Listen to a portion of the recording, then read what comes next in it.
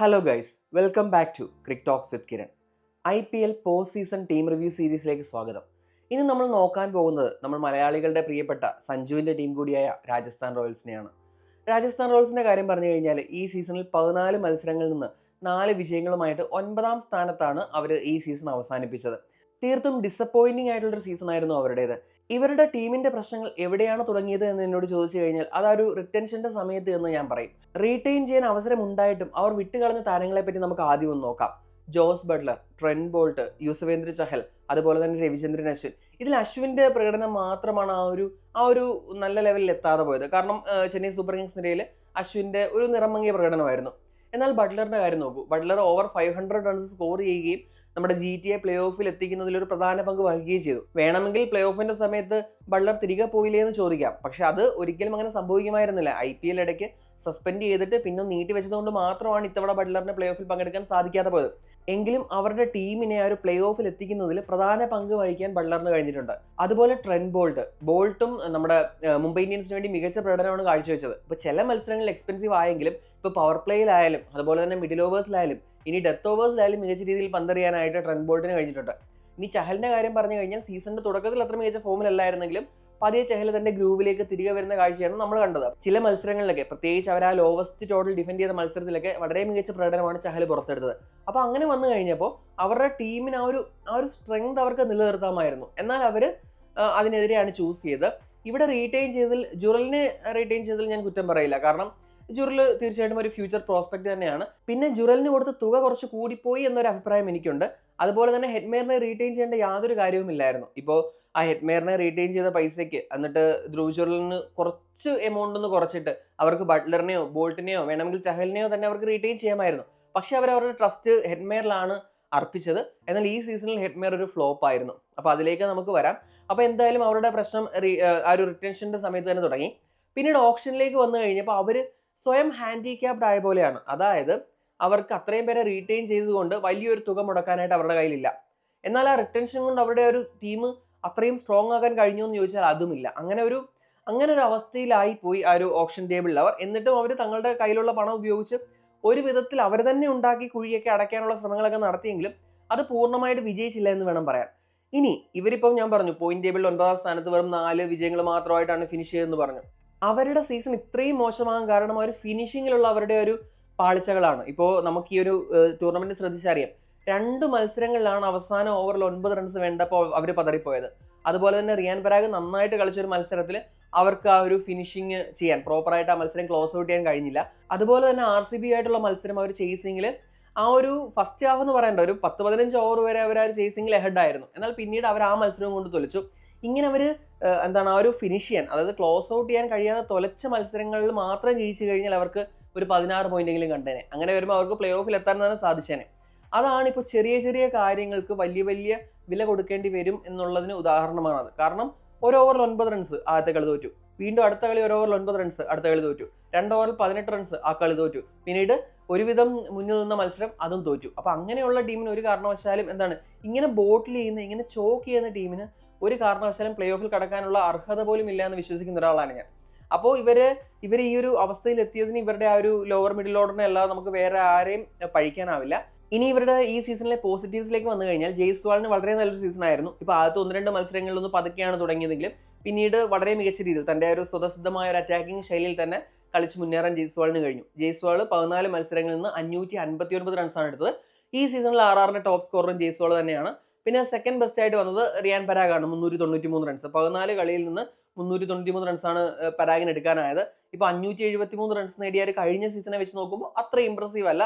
എങ്കിലും തരക്കേടില്ലാത്ത ഒരു average season എന്നേ നമുക്ക് പറയാനാവും. പ്രത്യേകിച്ച് കഴിഞ്ഞ സീസണിൽ അത്രയും ഒരു ഹെവി സ്കോറിങ് വന്ന സ്ഥിതിക്ക് ഇത് ഒരു ആവറേജ് സീസൺ ആയിപ്പോയി. പിന്നീട് ധ്രുവ് ജുറലിന്റെ കാര്യം പറഞ്ഞു കഴിഞ്ഞാൽ ഹെഡ്മേറുമായിട്ട് ചേർന്ന് മത്സരം ക്ലോസ് ഔട്ട് ചെയ്യാൻ പല മത്സരങ്ങളും സാധിക്കാതെ വന്നെങ്കിലും ഇപ്പോൾ സ്ട്രൈക്ക് റേറ്റ് വൈസായാലും ആവറേജ് വൈസായാലും അത്ര മോശം സീസൺ ആയിരുന്നില്ല ജുറലിൻ്റെത്. എന്നാൽ ആ ഒരു ഹെഡ്മേറോടി ഫോം ആയിരുന്നെങ്കിൽ ജുറലിന്റെ ഒരു സീസൺ നമുക്ക് കുറച്ചുകൂടി മികച്ചതായിട്ട് തോന്നിയേനെ. ഹെഡ്മേറിനെ ബോർഡിൽ ചെയ്തുകൊണ്ടാണ് നമ്മുടെ ജുറലിന്റെ അത്രയും മോശമായിട്ട് തോന്നിയത്. കാരണം ചില മത്സരങ്ങളൊക്കെ ജുറൽ നന്നായിട്ട് കളിച്ചിട്ടുണ്ട്. പക്ഷേ ആ ഹെഡ്മേർ ബോർഡിൽ ചെയ്ത സമയത്ത് ജുറലിനും ആ ഒരു ആക്സിലറേഷൻ കൊടുക്കാൻ കഴിയാതെ വന്നതോടുകൂടിയാണ് അവർക്ക് മത്സരം ബോട്ടിൽ ചെയ്യുന്ന ഒരു അവസ്ഥ ഉണ്ടായത്. ഇനി സഞ്ജു സാംസന്റെ കാര്യത്തിലേക്ക് വന്നു കഴിഞ്ഞാൽ 9 മത്സരങ്ങൾ മാത്രമേ കളിക്കാൻ സാധിച്ചുള്ളൂ. ആ ഒരു അറിയാലോ, ഒരു ഇഞ്ചുറി റിഡൻ സീസൺ ആയിരുന്നു ഇത്. 285 റൺസ് എടുത്തു. ഇപ്പം പരാഗിനെയും ധ്രുവ് ജുറലിനെയൊക്കെ വെച്ച് നോക്കിയാൽ കമ്പാരറ്റീവ്ലി നല്ലൊരു സീസൺ ആണെന്ന് വേണമെങ്കിൽ പറയാം. പക്ഷേ സഞ്ജുവിന്റെ ആ ഒരു പ്രതിഭ അനുസരിച്ചിട്ട് ഒരു ആവറേജ് സീസൺ ആയിപ്പോയി. അത് മാത്രമല്ല, പരിക്ക് വിടാതെ വേട്ടയാടിയ ഒരു സീസൺ എന്ന നിലയ്ക്ക് നമുക്ക് സഞ്ജുവിനെ അങ്ങനെ കുറ്റം പറയാൻ പറ്റില്ല. 9 മത്സരങ്ങളിൽ 285 റൺസ് സ്കോർ ചെയ്യാൻ സഞ്ജുവിനായി. ഇനി ഇവരുടെ, ഞാൻ പറഞ്ഞു, ഇവരിലെ ഏറ്റവും വലിയ പോസിറ്റീവ് എന്ന് പറയുന്നത് 14-കാരനായ വൈഭവ് സൂര്യവംശിയുടെ പെർഫോമൻസ് ആണ്. അത് ഒരു ഹൈ റിസ്ക് ഗെയിം കളിച്ച പ്ലെയർ ആണ്. ഇപ്പോൾ ഒരു മത്സരത്തിൽ സെഞ്ചുറി അടിച്ചു. അതുപോലെ തന്നെ ചില മത്സരങ്ങളിൽ മികച്ചൊരു അറ്റാക്കിംഗ് സ്റ്റാർട്ട് നൽകാനായിട്ട് വൈഭവ് സൂര്യവംശിക്ക് കഴിഞ്ഞു. അപ്പോൾ നെക്സ്റ്റ് സീസണിൽ അവരുടെ ഷുവർ ഷോട്ട് ഓപ്പണർ കൂടിയായിരിക്കും വൈഭവ് സൂര്യവംശി എന്ന് പറയുന്നത്. ഇനി ബോളിംഗിലേക്ക് വന്നു കഴിഞ്ഞാൽ അറിയാലോ, അവർ ബോൾട്ട്, ചഹൽ, അശ്വിൻ, അങ്ങനെ കഴിഞ്ഞ സീസണിൽ അവരുടെ മികച്ച ബോളേഴ്സിനെ എല്ലാം വിട്ട് കളഞ്ഞൊരു സീസൺ ആയിരുന്നു ഇത്. പിന്നെ ഈ സീസണിലെ ബോളിംഗിലേക്ക് വന്നു കഴിഞ്ഞപ്പോൾ ഇവരുടെ വിക്കറ്റ് ടേക്കേഴ്സ് നോക്കിയാൽ 11 വിക്കറ്റ് വീതം വീഴ്ത്തി 3 പ്ലേയേഴ്സ് ഉണ്ട്: ഹസരംഗ, ആർച്ചർ, തീക്ഷ്ണ. ഇതിൽ നമുക്ക് അവരുടെ പിക്ക് ഓഫ് ദ ബോളേഴ്സ് ആയിട്ട് എടുത്ത് പറയാൻ കഴിയുന്നത് ആർച്ചറിനെയാണ്. ഇപ്പോൾ ആ ഒരു ഓപ്പണിംഗ് സ്പെല്ലിൽ ആ ഒരു ഭീതി വിതയ്ക്കാൻ, തൻ്റെ ആ ഒരു പഴയ രഥത്തിലേക്ക് തിരിച്ചെത്തിയിട്ട് ആ ഒരു ഇമ്പാക്ട് ക്രിയേറ്റ് ചെയ്യാൻ അല്പമെങ്കിലും കഴിഞ്ഞത് ആർച്ചറിന് മാത്രമാണ്. ബാക്കി ആർക്കും ഈ പേസ് ബോളിംഗിൽ സന്ദീപ് ശർമ്മ ചില മത്സരങ്ങൾ, ആദ്യത്തെ മത്സരങ്ങളിലൊക്കെ അത്യാവശ്യം നന്നായിട്ട് കളിച്ചു, പിന്നീട് ഫോം ഔട്ടായി, പിന്നെ ഇഞ്ചുറി വന്നിട്ട് പുറത്തുമായി. അതുപോലെ ഫസൽ ഫറൂഖിക്ക് ഒരു വിക്കറ്റ് പോലും എടുക്കാൻ കഴിഞ്ഞില്ലെന്ന് മാത്രമല്ല, നന്നായിട്ട് എക്സ്പെൻസീവ് ആവുകയും ചെയ്തു. തുഷാർ ദേശ്പാണ്ഡേക്കും നന്നായിട്ട് അടികൊണ്ടു. അപ്പം അവരുടെ ബാക്കിയുള്ള ബോളേഴ്സിനെല്ലാം നന്നായിട്ട് അടികൊള്ളുന്ന കാഴ്ചയാണ് കണ്ടത്. ആകാശ് മദ്വാളിനെ അവസാന കളികളിലാണ് കളിപ്പിച്ചത്. 1-2 മത്സരങ്ങളിൽ അടികൊണ്ടു, 1-2 മത്സരങ്ങളിൽ അല്പം ഡീസൻ്റ് ആയിട്ട് പന്തെറിഞ്ഞു. അപ്പോൾ പേസ് ബോളിംഗിൽ നമ്മുടെ ജോഫ്ര ആർച്ചറിന്റെ കൂടെ ഒന്ന് കോംപ്ലിമെന്റ് ചെയ്യാനായിട്ട് ആരും ഉണ്ടായിരുന്നില്ല. ഇനി സ്പിൻ ബോളിംഗിലേക്ക് വന്നു കഴിഞ്ഞാലും ഹസരംഗയും തീക്ഷ്ണയും 11 വിക്കറ്റ് വീതമാണ് എടുത്തത്. എങ്കിലും അവർക്ക് ആ ഒരു മിഡിൽ ഓവേഴ്സിൽ കൺസിസ്റ്റന്റ് ആയിട്ട് ഇൻറോൺ ഉണ്ടാക്കാനോ ആ റൺ നിരക്ക് നിയന്ത്രിക്കാനോ ഒന്നും പ്രോപ്പർ ആയിട്ട് കഴിഞ്ഞില്ല. അപ്പോൾ അവിടെയും അവർക്ക് പ്രശ്നങ്ങൾ ഉണ്ടായിരുന്നു. അപ്പോൾ മൊത്തത്തിൽ അവർക്ക് ആ ഒരു പ്രശ്നങ്ങൾ ഉണ്ടായിരുന്നു. ഇപ്പം ഞാൻ പറഞ്ഞ പോലെ റിട്ടൻഷനിൽ ആ ഒരു ബുദ്ധി കാണിച്ചില്ല. പിന്നീട് ഓപ്ഷനിൽ അവർക്ക് കാര്യങ്ങൾ ബുദ്ധിമുട്ട് തന്നെയായിരുന്നു. അത് അവരെ പൂർണ്ണമായിട്ട് കുറ്റം പറഞ്ഞിട്ട് കാര്യമില്ല. അങ്ങനെ കുറേ പ്രശ്നങ്ങളുണ്ട്. ഇപ്പം ബാറ്റിങ്ങിലാണെങ്കിൽ പിന്നീട് നിതീഷ് റാണയ്ക്കായാലും അങ്ങനെ ഒരു കാര്യമായിട്ടുള്ളൊരു ഇമ്പാക്റ്റ് 1-2 മത്സരങ്ങളൊഴികെ ഉണ്ടാക്കാൻ കഴിഞ്ഞില്ല. ഇപ്പോൾ ഞാൻ നിതീഷ് റാണയുടെ പേര് പറയാൻ വിട്ടുപോയത് കൊണ്ടാണ് ഇപ്പോൾ എടുത്ത് സൂചിപ്പിച്ചത്. അങ്ങനെ കുറേയേറെ പ്രശ്നങ്ങളുണ്ടായിരുന്നു. ഇനി ഇതൊക്കെ സഹിക്കാം. ആ ഒരു മത്സരങ്ങൾ ചോക്ക് ചെയ്തില്ലായിരുന്നെങ്കിൽ അത്യാവശ്യം കുഴപ്പമില്ലാതെ ഒന്നുകിൽ പ്ലേ ഓഫിലോ അല്ലെങ്കിൽ 5ാം സ്ഥാനത്തോ ഒക്കെ ഫിനിഷ് ചെയ്യാൻ കഴിയുമായിരുന്ന ഒരു സീസൺ ആയിരുന്നു. പക്ഷെ നിർഭാഗ്യം എന്ന് പറയട്ടെ, അവർക്ക് ആ മത്സരങ്ങളൊന്നും ക്ലോസ് ഔട്ട് ചെയ്യാൻ കഴിഞ്ഞില്ല. അതോടുകൂടി അവർ ആ ഒരു അവസ്ഥയിൽ എത്തുകയും ചെയ്തു. ഇനി ആരെയൊക്കെ റീറ്റെയിൻ ചെയ്യണം, ആരെയൊക്കെ റിലീസ് ചെയ്യണം? ഇപ്പോൾ ബാറ്റിംഗിലേക്ക് വന്നു കഴിഞ്ഞാൽ ഇപ്പോൾ അവർ ഓൾറെഡി നിലനിർത്തിയ താരങ്ങളായ സഞ്ജു സാംസൺ, യശസ്വി ജയ്സ്വാൾ, റിയാൻ പരാഗ്, ധ്രുവ് ജുറൽ, ഇവരെയൊക്കെ റീറ്റെയിൻ ചെയ്യാം. അതുപോലെ സന്ദീപ് ശർമ്മയെ അവർ റീറ്റെയിൻ ചെയ്യാം. അവർ മസ്റ്റായിട്ടും വിറ്റൊഴിവാക്കണം എന്ന് എനിക്ക് ആഗ്രഹമുള്ള പ്ലെയർ, ഞാൻ പറയുന്ന പ്ലെയർ എന്ന് പറയുന്നത് ഷിംറോൺ ഹെറ്റ്മേർ ആണ്. ആ പ്രൈസിന് വർത്തായിട്ടുള്ള യാതൊരുവിധ ഒരു പെർഫോമൻസും ഹെറ്റ്മേറിന്റെ ഭാഗത്തുനിന്ന് വന്നില്ല.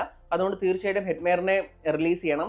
അതുപോലെ തന്നെ അവരുടെ സ്പിൻ ട്വിൻസ് ഉണ്ടല്ലോ, ഇതിൽ ഹസരംഗ, തീക്ഷ്ണ, അതിലൊരാളുടെ ആവശ്യമേ ഉള്ളൂ. അതിൽ ഹസരംഗയെ അല്ലെങ്കിൽ തീക്ഷ്ണയെ അതിലൊരാളെ റിലീസ് ചെയ്യുന്നത് നല്ലതായിരിക്കും. അതുപോലെ തന്നെ ഫസൽ ഫറൂഖിയുടെ ആവശ്യമില്ല. ഫസൽ ഫറൂഖി വളരെ മോശം ഫോമിലാണ് കളിച്ചത്. ഫസൽ ഫറൂഖിയെ റിലീസ് ചെയ്യാം. അപ്പോൾ അങ്ങനെ കുറച്ച് റിലീസസ് ചെയ്യാം. അവരുടെ മൊത്തം വീണ്ടും അഴിച്ചു പണിഞ്ഞുള്ളൊരു പരിപാടി നടക്കത്തില്ല. കാരണം ഒരു മിനി ഓപ്ഷൻ ആണ്. അതുകൊണ്ട് തന്നെ മാക്സിമം താരങ്ങളെ റിലീസ് ചെയ്തിട്ട് പുതിയ താരങ്ങളെ എടുക്കാം എന്നുള്ളതെന്നൊക്കെ നടക്കുന്ന കാര്യമല്ല. കാരണം അവർ പ്ലെയർ പൂളിലും ഓപ്ഷൻ പൂളിലും ഒരുപാട് ബ്രില്യൻ്റ് ആയിട്ടുള്ള പ്ലേയേഴ്സ് ഒന്നും ഉണ്ടാകാൻ സാധ്യതയില്ല. അതുകൊണ്ട് മൊത്തത്തിലൊരു അഴിച്ചുപണി അവർക്ക് നടക്കുന്ന കാര്യമല്ല. പിന്നെ ഞാൻ പറഞ്ഞതുപോലെ ഹെറ്റ്മേറിനെ കളയുക, ഫസൽ ഫറൂഖിയെ കളയുക, അങ്ങനെ വളരെ മോശം ഫോമിലുള്ള 2-3-4 പേരെ കളഞ്ഞിട്ട് ഒരുവിധം മാനേജ് ചെയ്ത് പോവുക എന്നുള്ളത് മാത്രമേ അവർക്ക് ചെയ്യാനായിട്ടുള്ളൂ. അപ്പോൾ അതല്ലാതെ അവർക്ക് വലിയ മോഡിഫിക്കേഷൻ ഒന്നും ഒരു സാധ്യതയില്ല. വേണമെങ്കിൽ ഇപ്പം ഞാൻ ചെന്നൈയുടെ കാര്യം പറഞ്ഞ പോലെ തന്നെ കാമറൂൺ ഗ്രീനിന് ഇവർക്കും നോട്ട് വിടാവുന്നതാണ്. ആ ഒരു ലോവർ മിഡിൽ ഓർഡറിൽ അത്യാവശ്യം ബോൾ ചെയ്യാനും ബാറ്റ് ചെയ്യാനും കഴിയുന്ന, വേണമെങ്കിൽ ടോപ്പിലും ബാറ്റ് ചെയ്യാം, ടോപ്പ് ഓർഡറിലും ബാറ്റ് ചെയ്തിട്ടുണ്ട് കാമറൂൺ ഗ്രീൻ എന്ന് പറയുന്നത്. അപ്പോൾ ബോൾ ചെയ്യാനും കഴിവുണ്ട്. അപ്പോൾ കാമറൂൺ ഗ്രീനിനെ പോലൊരു പ്ലെയറിനെ അവർക്ക് നോട്ട് ഇടാവുന്നതാണ്. അപ്പോൾ അങ്ങനെയുള്ള കുറച്ച് പ്ലേയേഴ്സിനെ ഐഡന്റിഫൈ ചെയ്തിട്ട് നല്ലൊരു പേസ് ബോളിംഗ് ഡിപ്പാർട്ട്മെന്റ് വേണം. അവർക്ക് നല്ലൊരു ഫാസ്റ്റ് ബോളറിനെ ആവശ്യമുണ്ട്. അതുപോലെ തന്നെ ഒരു സ്പിന്നർ വേണമെങ്കിൽ അശ്വിനെ ഇവർ റിലീസ് ചെയ്യുകയാണെങ്കിൽ, CSK റിലീസ് ചെയ്യുകയാണെങ്കിൽ അശ്വിനെ വേണമെങ്കിൽ തിരികെ എത്തിക്കാം. ഒരു അത്രയും വലിയ തുകയ്ക്കല്ല, എന്നാലും ഒരു കുറഞ്ഞ തുകയ്ക്ക് അശ്വിനെ വേണമെങ്കിൽ തിരികെ എത്തിക്കാം. അപ്പോൾ ഒരു ഇന്ത്യൻ സ്പിന്നർ വരും. അപ്പോൾ അങ്ങനെ വരുമ്പോൾ അവർക്ക് അല്ലാതെ ഒരു ഓവർസീസ് പ്ലെയറിനെ അവരുടെ ടീമിൽ ഇൻക്ലൂഡ് ചെയ്യാൻ സാധിക്കും. അങ്ങനെയുള്ള കുറച്ച് പ്ലേയേഴ്സിനെ പ്രോപ്പറായിട്ട് നോക്കി എടുക്കുക എന്നുള്ളത് മാത്രമേ ഉള്ളൂ ഇവരുടെ കാര്യത്തിൽ ചെയ്യാൻ സാധിക്കുന്നത്. ഇനി ഇപ്പോൾ CSKയുടെ കാര്യം പറഞ്ഞ പോലെ CSKക്ക് ഈ സീസണിൽ തന്നെ റീപ്ലേസ്മെന്റ് വഴി അവരുടെ പ്രധാന പ്രശ്നങ്ങളെല്ലാം കുറേയൊക്കെ സോൾവ് ആയിട്ടുണ്ട്. പക്ഷെ ഇവരുടെ ഇതങ്ങനെയല്ല. ഇവരുടെ ബാറ്റിംഗ് വൈസ് അത്ര വലിയ പ്രശ്നമില്ല. എന്ന് വെച്ച് കഴിഞ്ഞാൽ ഇപ്പോൾ ടോപ്പ് ഓർഡർ ഇവർക്ക് കൺസിസ്റ്റന്റ് ആയിട്ട് മികച്ച രീതിയിലുള്ള തുടക്കം നൽകിയിട്ടുണ്ട്. അപ്പോൾ ഒരു ലോവർ മിഡിൽ ഓർഡർ അല്ലെങ്കിൽ മിഡിൽ ഓർഡറിലാണ് ഇവർക്ക് ആ ഒരു സ്ട്രെങ്തനിങ് ആവശ്യമായിട്ടുള്ളത്. ടോപ്പ് ഓർഡറിൽ തൊട്ട് നോക്കേണ്ട കാര്യം പോലും ഇല്ല. അതുപോലെ തന്നെ ആ ഒരു മിഡിൽ ഓർഡറിലും ആ ഒരു ബോളിംഗിലും കുറച്ച് സ്ട്രെങ്ത് ആഡ് ചെയ്താൽ മതി. ഒരു 3-4 നല്ല പ്ലേയേഴ്സിന്റെ ആവശ്യം ഇവരുടെ ഒരു സ്ക്വാഡിലുള്ളൂ. ഇനിയിപ്പോൾ ഇവരുടെ ടീമിനെ സംബന്ധിച്ച് കുറേയേറെ റൂമേഴ്സ് ഉണ്ട്. അതായത് സഞ്ജു ടീം വിടും, സഞ്ജു CSKയിലേക്ക് പോകും എന്നൊക്കെ കുറേയേറെ റൂമേഴ്സ് ഉണ്ട്. അതുപോലെ തന്നെ ഒരു പവർ ടസിൽ നിലനിൽക്കുന്നു എന്നുള്ള ഒരു റൂമേഴ്സ് ഒക്കെ വരുന്നുണ്ട്. അതായത് ജയ്സ്വാൾ, പരാഗ്, സഞ്ജു സാംസൺ ഇവർ 3 പേരും ഓൾറെഡി സഞ്ജു ക്യാപ്റ്റനാണ്, അതല്ലാതെ അവർ 2 പേരും ലീഡർഷിപ്പിനായിട്ട് ആഗ്രഹിക്കുന്നുണ്ട്. അതുപോലെ തന്നെ ജയ്സ്വാളിനെ തഴഞ്ഞിട്ട് സഞ്ജു ഇല്ലാത്ത സമയത്ത് നമ്മുടെ പരാഗിനെ ക്യാപ്റ്റനാക്കി. ആ ഒരു സ്ഥാനം യഥാർത്ഥത്തിൽ ഡിസർവ് ചെയ്തത് ജയ്സ്വാളിനായിരുന്നു. അത് ജയ്സ്വാളിനുള്ളിൽ തന്നെ പ്രശ്നങ്ങൾ ഉണ്ടാക്കിയിട്ടുണ്ട്. അങ്ങനെ കുറെ റൂമേഴ്സ് ഇവരുടെ ടീമുമായിട്ട് ബന്ധപ്പെട്ട് ചുറ്റി വരുന്നുണ്ട്. അപ്പോൾ അതിൽ എന്തൊക്കെയാണ് സത്യം, എന്തൊക്കെയാണ് കള്ളം എന്നൊന്നും നമുക്കറിയില്ല. അതൊക്കെ ഇനിയുള്ള വരും മാസങ്ങളിൽ എങ്ങനെ പാൻ ഔട്ട് ചെയ്യുന്നു എന്നത് അനുസരിച്ചിരിക്കും അവരുടെ ടീമിന്റെ ഭാവി കാര്യങ്ങൾ. ഇവിടെ അവർക്ക് പ്രശ്നങ്ങളൊന്നും ഇല്ലാതെ സോൾവ് ചെയ്യാൻ കഴിഞ്ഞു കഴിഞ്ഞാൽ അവരുടെ ടോപ്പ് ഓർഡർ നല്ല ടോപ്പ് ഓർഡർ തന്നെയാണ്. ജയ്സ്വാൾ, സൂര്യവംശി, സഞ്ജു സാംസൺ, പിന്നെ പരാഗ്, അതുപോലെ തന്നെ പിന്നെ ജുറല്, പിന്നെ നിതീഷ് റാണ ഉണ്ട്.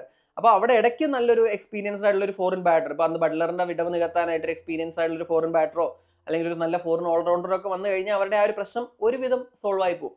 അപ്പോൾ ഹെഡ്മേറിനെ വേണ്ട, ഒരു ഹെഡ്മേറിന് വരും അവിടെ ഒരു ഫോറിൻ ബാറ്റർ, അല്ലാതെ ഇടയ്ക്ക് ഒരു ഫോറിൻ ബാറ്റർ, അങ്ങനെ 2 പേര് വന്നു കഴിഞ്ഞാൽ ഒരു ഫോറിൻ ഓൾറൗണ്ടർ, ഫോറിൻ ബാറ്റർ അങ്ങനെയൊക്കെ വന്നു കഴിഞ്ഞാൽ ഇവരുടെ ടീമിലെ പ്രശ്നം ഒരുവിധം സോൾവ് ചെയ്യാനാണ് സാധ്യത. കാരണം എന്ന് പറഞ്ഞാൽ 9ാം സ്ഥാനത്ത് ഫിനിഷ് ചെയ്തെങ്കിലും ചോക്ക് ചെയ്തില്ലായിരുന്നെങ്കിൽ 4ഓ 5ഓ സ്ഥാനത്ത് ഫിനിഷ് ചെയ്യുന്ന ടീമായിരുന്നു ഇതെന്നുള്ളതാണ് വസ്തുത. അതുകൊണ്ട് തന്നെയാണ് ഒരു ഫുൾ ഓവർഹൗൾ ഇവർക്ക് സാധ്യമല്ല. അങ്ങനെ ചെയ്യാൻ പറ്റിയ ഒരു ഓപ്ഷൻ പോലും ഇല്ല എന്ന് ഞാൻ പറഞ്ഞത്. അപ്പോൾ ഇങ്ങനെയൊക്കെയാണ് രാജസ്ഥാൻ റോയൽസിന്റെ കാര്യങ്ങൾ. എന്താണ് ഈ ടീമിനെ കുറിച്ചുള്ള നിങ്ങളുടെ അഭിപ്രായം? കമന്റ് ചെയ്യുക. ഇപ്പോൾ ഇനി രാജസ്ഥാൻ എടുക്കണമെന്ന് നിങ്ങൾ ആഗ്രഹിക്കുന്ന പ്ലേയേഴ്സിന്റെ പേരുകളും കമന്റ് ചെയ്യാവുന്നതാണ്. അപ്പോൾ അത്രയേ ഉള്ളൂ ഈ വീഡിയോ. ഇനി ഒരു അടുത്ത വീഡിയോയുമായിട്ട് ഉടൻ തന്നെ കാണാം. Thanks for watching Crick Talks with Kiran.